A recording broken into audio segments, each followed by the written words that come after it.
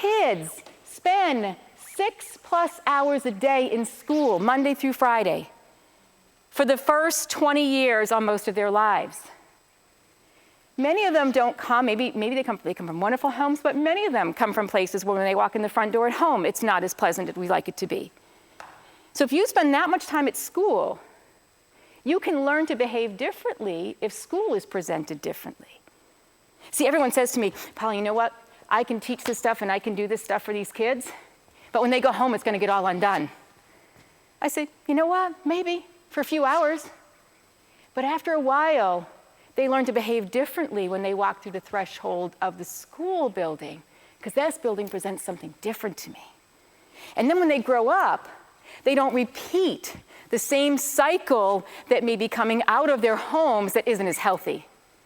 And we change an entire world. I know that's my Pollyanna speech, all right? But it's real. It really is real. It changes people.